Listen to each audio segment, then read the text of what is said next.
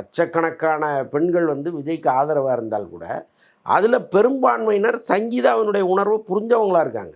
கண்மூடித்தனமாக வந்து விஜயை ரசிச்சிட முடியாது, விஜய்க்கு ஆதரவாக நின்றுட முடியாது. இப்போ நாமளே வந்து விஜயோடு பல கருத்துக்கள் அவருக்கு ஆதரவாக பேசியிருக்கோம்.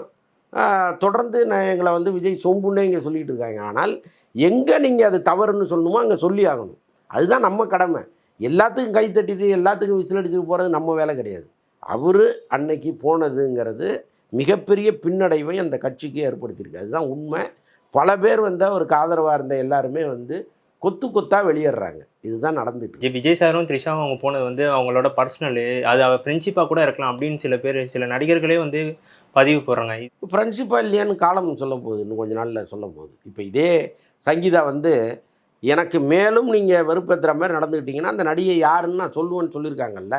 இப்போ அடுத்த ஹையரிங்கில் சொல்லிடுறாங்கன்னு வைங்க, இல்லைங்க இந்த மாதிரி வந்து நான் சொன்னவங்களே அவங்க தான் சொல்லிட்டாங்கன்னா, இப்போ அவங்களுக்குள்ளே நட்பு தான் இருக்குதுன்னு சொன்னவங்க எல்லாம் முகத்தை எங்கே கொண்டு வச்சுப்பாங்க?